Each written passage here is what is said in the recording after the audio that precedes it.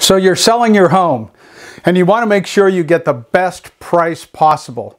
I'm going to share the top 7 mistakes homeowners make when selling their home that cause people to lose tens of thousands of dollars. And I'm going to give you solutions to make sure it doesn't happen to you.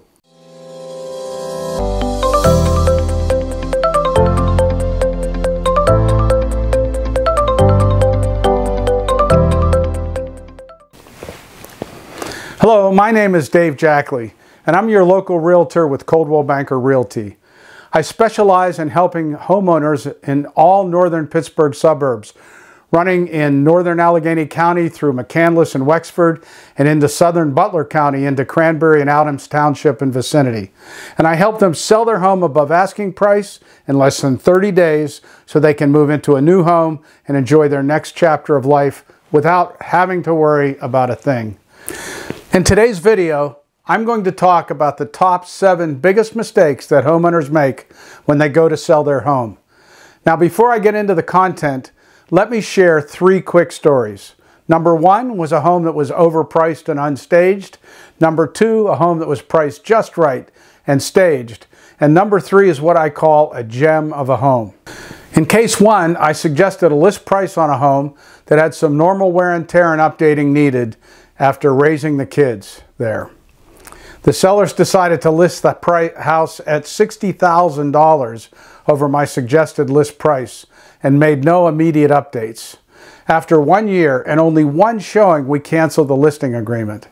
And another year later, the home finally sold less than my originally suggested list price with a realtor who is a relative and, quote, there to help. The result? Over $50,000 less than the original list price lost, plus an extra 2 years of carrying costs, taxes, utilities, and mortgage payments. In example number 2, the owners agreed to the right price in a hot market. They followed all the staging recommendations and were confident enough to take a trip during the first weekend of showings. That home drew 69 buyers for showings that first weekend and had 10 offers in play by Sunday evening. It sold for 8% over list price in 3 days of showings and thousands of dollars over the appraised value. And finally, in recent example, case number 3 is what I call the gem home. The owners had carefully invested in tasteful and functional improvements over the years. The home was priced at the top of homes in their range, a place they deserved to be. They presented a nicely staged home that sold in 2 days at 9% over list price. Great things are possible with the right approach. Look, you would not want to miss out on opportunity to maximize value, would you? Well, I hold the Pricing Strategy Advisor certification, and I do the needed analysis to price it right for the current market conditions. And then I have a process to put your home in the best light, market it well, and negotiate the best return for you. There are numerous decisions to make during the selling process, and I help you evaluate and weigh each one carefully, offering best practices and my recommendation for each one so you can be in control and informed. With my clients, we develop a working relationship and communicate frequently. I provide a staging consultant at my expense to help you make decisions on staging, and then we help you evaluate what improvements, if any, should be made and how to present your home to the market that will yield the best return. And then I take the ball with our listing concierge service that triggers professional photography, advertising and brochures, and a whole sequence of potential buyer communication. So, let's look at 7 mistakes homeowners can make when selling their home and some advice on how working with an experienced agent like me can help you prevent those mistakes from happening to you. Mistake number 1, don't neglect the right repairs and updates. You are unlikely to get all the money that you put into an upgrade back out on top of a recommended list price, but there are some key factors in what to do or not to do. And I can tell you what a certain improvement brings back as an average percentage in the market. But presenting your home as a whole package. For example, does your home have one or more what I would call star features? Maybe it's the kitchen or the yard or the basement you finished. Look, Each buyer has a certain amount of time and money resources they can put into their home when they move in.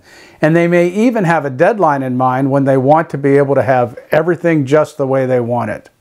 When the time, money, or deadline lists get too long, they turn on their heels and walk away from your house.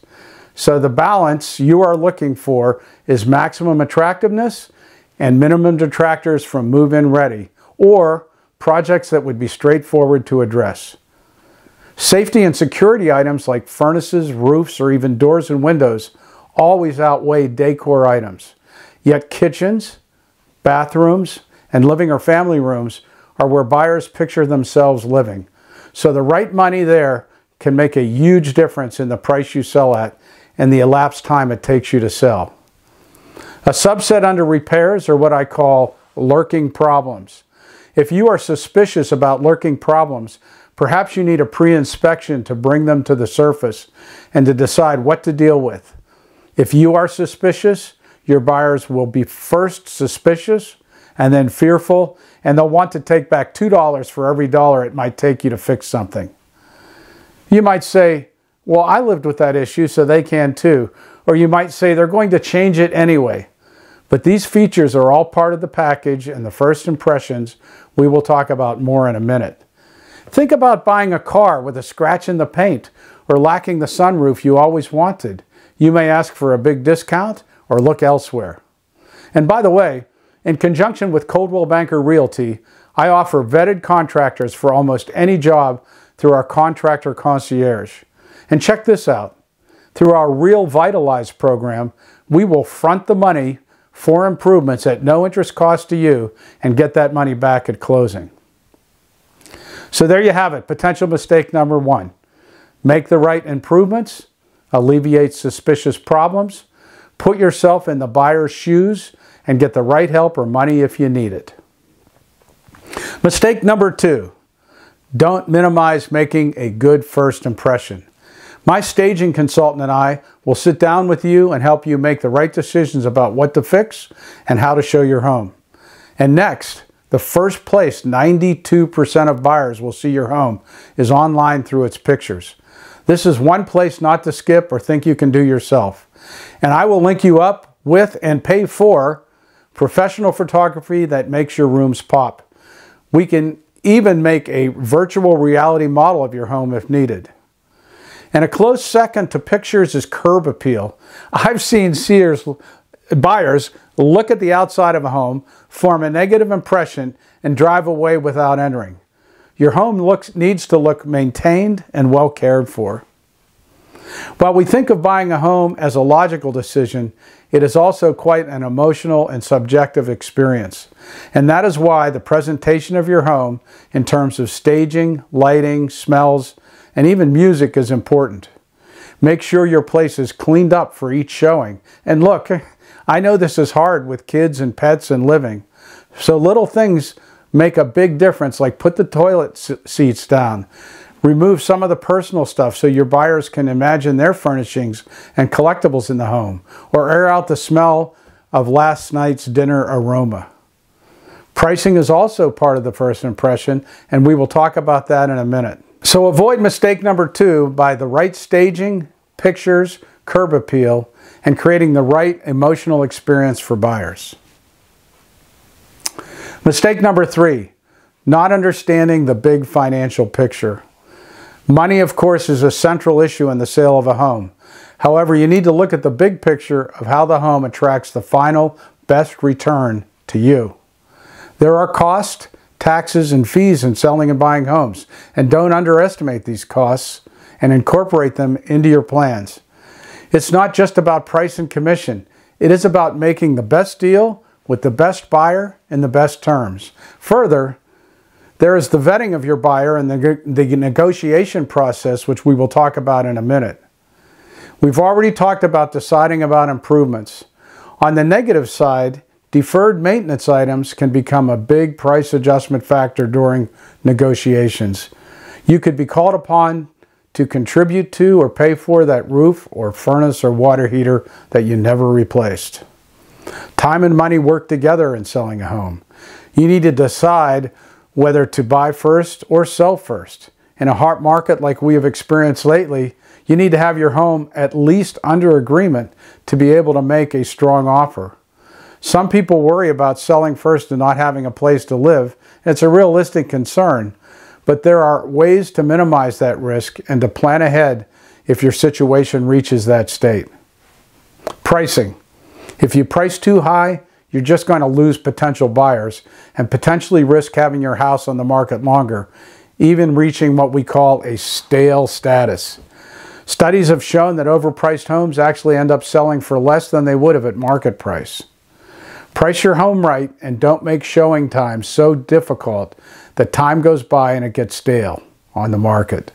During the first few weeks, people say, hey, look at this new home just on the market, let's go see it. But starting about weeks 3 through 6, especially in this pandemic market, people will approach a home and say, I wonder what is wrong with this one. Why hasn't it sold yet? Working with a certified pricing strategy advisor like me provides assurance of pricing in tune with the most market traffic.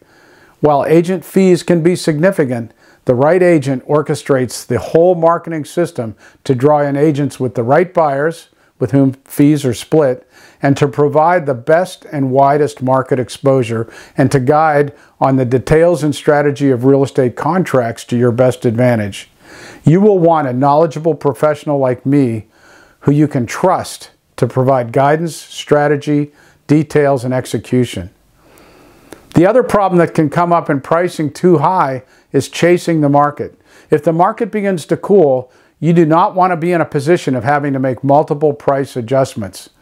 If you price too low, it's very difficult to raise the price without making improvements or taking some time off the market.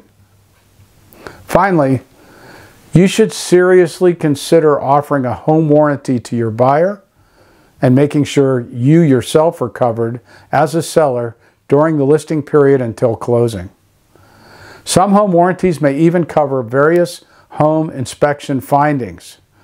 A home warranty provides peace of mind to both you and your buyer and minimizes financial risk.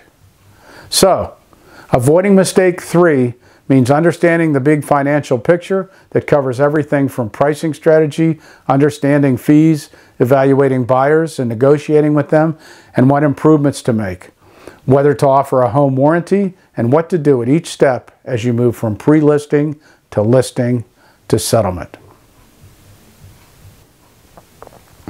Okay, mistake number 4, using poor negotiation tactics. While selling your home is always an emotional experience, both in terms of your attachment to the physical place, your experiences while living there, it's also emotional in the deal making. But these emotions need to be managed. For example, don't be insulted by a lowball. Price offers on a home are their ways of communicating. Your agent can help you formulate questions about the offer and make a response. Buyers are also looking at how you respond as a form of communication. A lowball may be a deal seeker. You can signal that you won't deal with that in a number of ways, through counteroffers or even a simple rejection. But make sure your agent is not the type who shames a buyer making an earnest offer. Instead, work with your agent to understand your buyers making offers and how you might work with them. For example, the highest offer is not only the best. Remember, your goal is to get to the settlement table with a deal both parties are happy with. Not all offers have the same likelihood of making it through to closing and can take you off the market during precious time to expose your home to buyers. A slightly lower offer with more solid financing or higher hand money or a better closing date might be more advantageous to you. Another thing that weakens an offer is contingencies on the sale or settlement of their house or requiring fixes to the home. You need to evaluate the deal your buyer has made to sell their home to see if you and I think that their deal will close, so they can proceed with buying your home. My negotiation style is key in this process, and it should not be as simple as just split the difference. Ask your agent how they intend to negotiate and involve you in the process. So avoid mistake number 4 by working with an agent like me who utilizes a negotiation process to bring buyer information to the service to make the best deal and to share that information with you and to avoid as much as possible the emotional roller coaster. Okay, mistake number 5, not choosing the right agent. When choosing an agent, some people just choose their neighbor or even avoid choosing their neighbor because they want privacy, or they pick a relative or the first agent that they talk to. You really need to ask questions and even interview a couple of agents. How will they help you prep your home? How will they market your home? What is their track record? How will they communicate with you? Will they be handling your case personally or delegating it to assistants? While there are lots of agents out there, 10% of them do the bulk of the business. Should you choose yourself as the agent and become a for sale by owner, or as a FSBO, as we say in the trade, about 8% of homes are actually sold for sale by owner, and half of those are to a known relative or acquaintance. So really 1 out of 25 homes navigates the for sale by owner process, and there are no real comparative measures on how well they did versus the majority of the market. So yes, it can be done, but there are pitfalls. Buyers and sellers without agent representation are unlikely to know the legal requirements and forms. And to begin with, FSBOs don't usually have good information or know how to price their home. And then they stand alone without an intermediary if problems and negotiations pop up. They run into obstacles like how to escrow hand money or getting your home into the multi-list. Furthermore, as a FSBO, you need to do all the things your agent can do for you and do efficiently. Set up showings and open houses, stage your home, negotiate offers and conditions, get high quality photos of your home, write an accurate and appealing description of the property, advertise and market your listing, and bring all the pieces together to reach a successful closing. There are low or no service agents who offer to get you into the multi-list for minimal commission and may leave you on your own for many of those elements. My estimate is that it takes 50 to 200 interactions to sell a home. Do you have the time and knowledge to handle that? And when you deal with me, I will offer you a proven marketing, transaction management, and communication plan. It's a process, which brings me to the next mistake.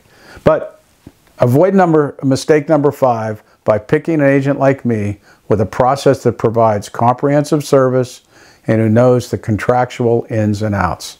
Okay, mistake number 6, not staying engaged with the process. Even with the emotional ups and downs and work you need to do with the home selling process, a realtor who stays in constant communication with you is essential. You'll also need to recognize what is happening and what comes next. Ask questions of your agent. I will work out with you a strategy to deal with offers or lack of offers. I'll help you use realtor and buyer comments after showings to your advantage and put them into perspective. Each showing and offer an expression of potential interest in your property has information and a story with it that could eventually prove to be the right deal. I will help you deal with and negotiate inspection findings and appraisals. So avoid mistake number 6 by working with an agent like me who has a process and who communicates frequently. And then take responsibility for staying engaged in that process because it will change daily and can move quickly. Okay, and finally, mistake number 7. The last mistake we talk about today is underexposing the home. The first exposure is the how I will market your home online, social media, in brochures and mailings. An initial blast with timely subsequent posts keeps interest high. Ask me about how I do reverse marketing directly to people searching for a home in your category. The next exposure is keeping your home show ready. Look, I get it. It's difficult to keep or get your home show ready for each showing, but the effort is worth it. And don't stay home during the showings and risk awkwardness with buyers who might feel more like they are in your home rather than their future home. As a result, some sellers opt for limited showings because of convenience, and some sellers shy away from things like open houses because of worry about the traffic through the house, but a good agent has plans to manage that and to create buzz for your house. Mistake 7 can be avoided by maximizing market exposure and showing availability and readiness. Okay, so there you have it, 7 mistakes that I can help you avoid. 1, don't neglect the right updates. Or 2, making the right first impressions. 3, get straight on the big financial picture and prepare for it. 4, teaming with your realtor, keep a level head during negotiations. 5, choose the right agent with some thought. 6, stay engaged with an agent with a process. And 7, make sure your home is openly exposed to the marketplace. Look, I came into the real estate business to help people like you navigate the best way through the home selling process, to defend my clients' interests and help them get the most value with the fewest headaches. I will be your advocate, your coach, and your wayfinder to see you through to the end. So remember, if you want real estate done exactly, call Dave Jackley.